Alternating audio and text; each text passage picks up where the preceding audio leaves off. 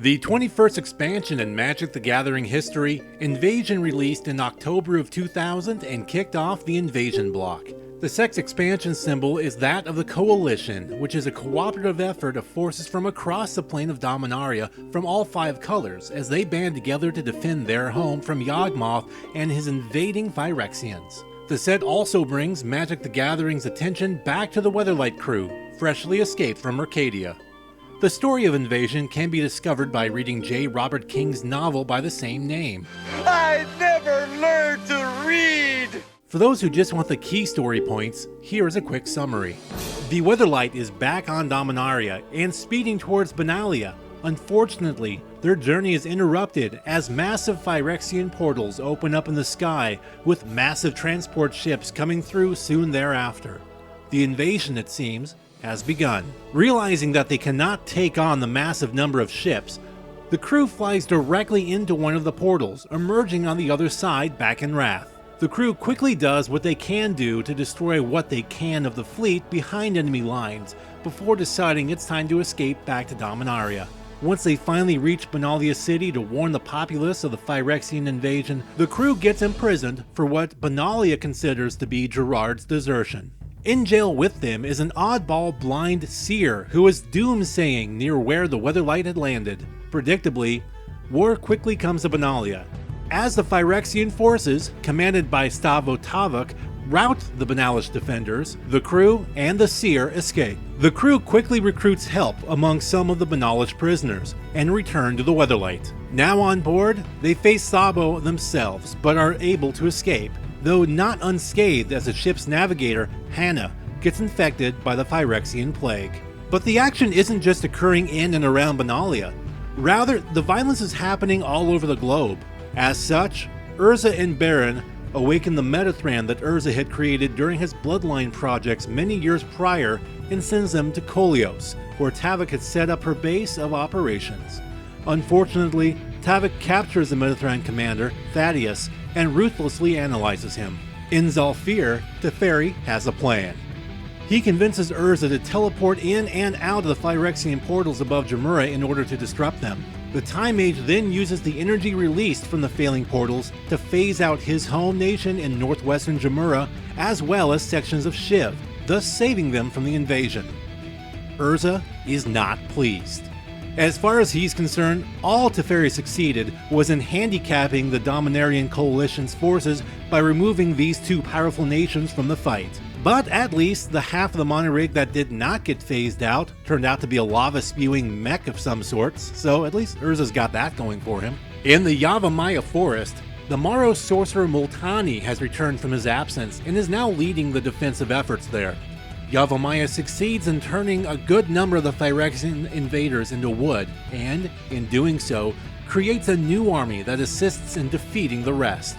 His forest saved, the Maro sorcerer quickly travels to Llanowar to assist. It is here that he meets the former Skyshroud leader, Eladamri. As it turns out, Eladamri, Lincivi, and Dakara have been in the area for a month or so, and have been warning the locals of the impending invasion ever since. The Llanowar Lord does not like all the commotion the trio have been stirring up, but just as they're about to have Eladamri arrested, the skies open over Llanowar, and the Phyrexians begin raining hellfire on the nation. Llanowar's lord dies very early in the battle, and Takara, who herself had been suffering from being infected by the Phyrexian plague, shortly dies thereafter as she was attempting to save a little girl.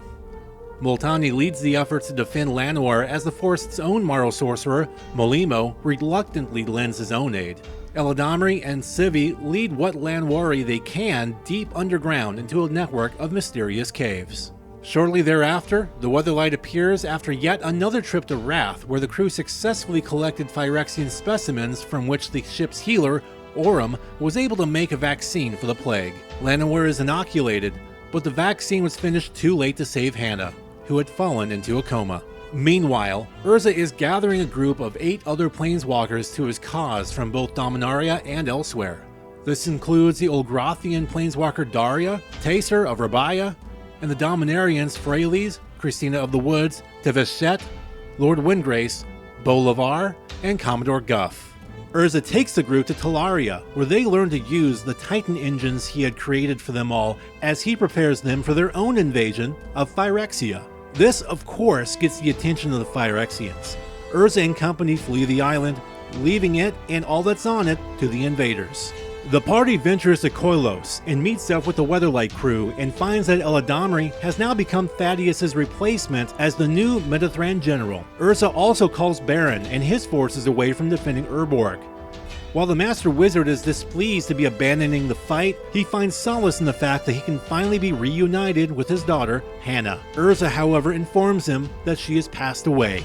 Baron snaps. He recovers his daughter's body and teleports back home to Talaria, which is now overrun with Phyrexians.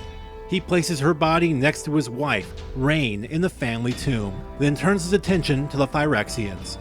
Out of pure hatred and grief, he obliterates the island and everything on it, himself included. Back at Koilos, a battle commences. A number of Coalition warriors manage to get inside Tavok's lair, including Agnet, the other Medithran general. Once inside, Agnet is forced to mercy kill his friend and former comrade, Thaddeus, which mentally shatters the general. Tavok is able to use Gerard's grief over losing Hannah to control his mind. Karn, ever the pacifist, breaks his vow to do no harm and causes a distraction that frees Gerard from her control. Squee passes him a sword, and Gerard nearly kills Tavok, but the Phyrexian commander manages to escape through the cave's portal before being run through. Shortly thereafter, the blind seer returns. He finally reveals himself to be none other than Urza in disguise. Together, he and Gerard destroy the Cave of Koilos' centuries-old portal. The battle won, and the Phyrexian commander fled. The Coalition forces take a reprieve, thinking the worst is behind them. That is, of course, until the Wrathy overlay occurs and the real invasion of Dominaria begins.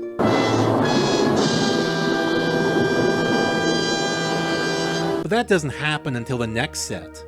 As for this one, Invasion has quite a bit of interesting information behind it. Looking for ways to make Invasion really stand out, especially after the relative failure that was the Masks block, the set's design team, which consisted of Bill Rose, Mike Elliott, and Mark Rosewater, looked to an unpublished Magic set designed by former original Magic playtester Barry Reich. His set was called Spectral Chaos, and he came up with the idea of multicolor. Invasion's domain mechanic, for example, was lifted from Spectral Chaos and called, quote, the Barry mechanic during development because it was created by Reich. One of the things Domain did that really, I think this is the other thing that Spectral Chaos brought to the design of Invasion, was the idea of play lots of colors. You know, this set said, not only am I multicolored, but I'm going to enable you to do something that you've always wanted to do but had trouble doing. Play lots of colors. 3 colors, 4 colors, 5 colors. Just play tons of colors. Furthermore, to boost Domain, there was even a Barry's Land. It was a land that tapped for 1 colorless mana and counted as a basic land. For ruling reasons, it was never printed, save for a playtest card in 2019's Mystery Booster set. Though the basic land Wastes from 2016's Oath of the Gatewatch bears an eerie similarity to it. Kicker gets introduced into the game with Invasion, which, for an additional cost to the spell's casting cost, will enhance what the spell does. For example, for 1 in a red, the card Breath of Daragaz deals only 1 damage to each non-flying creature and each player. But if you also pay the 2 generic mana Kicker cost in addition to the 1 in red, it'll deal 4 damage instead. The concept colloquially referred to as Divvy was introduced in Invasion as well. Inspired by the Alliance's card Phyrexian Portal, this officially unnamed mechanic has a player separating a number of cards into 2 piles, with another player choosing what to do with them. The card Fact or Fiction is arguably the strongest of such card printed in the set. Invasion further introduced split cards, something originally designed for the never-released set Unglued 2 to the game of Magic, and saw the return of multicolored cards, which have been surprisingly absent since Stronghold was released a couple of years earlier. In fact, Invasion's major themes actually revolve around multicolored decks and strategies. And in keeping with the focus on multicolored cards, Invasion also introduces the gradient dual-colored land text boxes for lands that produce 2 different colors of mana, as can be seen on cards like Saltmarsh and Shivan Oasis. It's largely agreed upon that the combination of the popularity and appeal of multicolored cards, along with higher yet balanced power level, is what made Invasion such a popular Magic the Gathering set. I like it a lot. Part of this popularity is likely due to a cycle of rare multicolored dragons featured in the set that represent the 5 primeval dragons of Dominaria: Treva, Dromar, Croesus, Rith, and most famously Daragaz. Vorthos-wise, they are the 2nd generation of dragons descended from the Ur-Dragon, with the original Elder Dragons from Legends being considered the first. Each of these newly printed dragons feature an ability that would fire off when dealing combat damage to a player so long as the cost was paid, and were considered quite strong at the time. But multicolored cards and strategies were not the only draw for Invasion, as the set introduced a brand new creature type which would prove quite popular. The Kavu, which are a specific type of ancient beast of sorts, make their debut in the set, though the Kavu that would make the biggest impact would not see print until the next set. Invasion would, however, have a number of impactful cards that are not Kavu.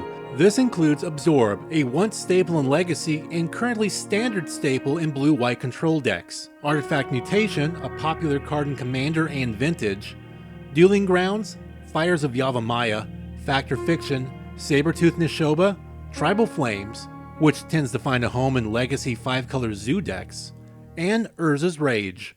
In fact, Tom Vandeloog's 2001 World Championship winning deck, Machine Head, featured a number of cards from Invasion, including not only Urza's Rage, but also Blazing Spectre, Crypt Angel, and others. There were also a number of notable cards for storyline purposes, including first on-card appearances of key characters such as Captain Sisay and Hannah, Ship's Navigator, as well as others unique to the story of Invasion, such as Empress Galena, Sabo Tavak, Rhea Dawnbringer, the then leader of the Angels who fled from Sarah's realm during the events of Urza's block, and Urza himself, in the form of the Blind Seer.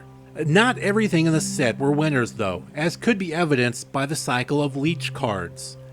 At the time considered undercosted, they were balanced by causing its controller's spells of a certain color to cost 1 more of that color, literally leeching mana away from the player. Unlike the Fallen Empire's card Derelur, which saw modest play during its time and likely served as the inspiration for Invasion's leeches, none of them saw much play nor were even liked all that much.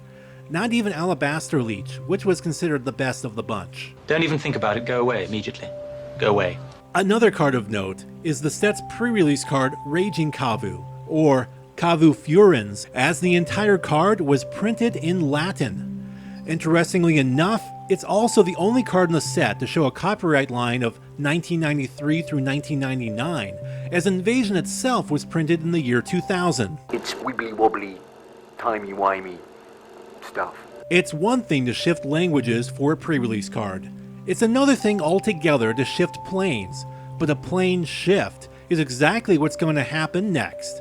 As such, we'll leave that for our next Magic History video. Okay, don't make me beg here. So is Invasion among your favorite Magic the Gathering sets? If so, let us know in the comment section below, and be sure to subscribe to Magic Untapped on YouTube, and please support our efforts by becoming a Patreon for more great Magic the Gathering content.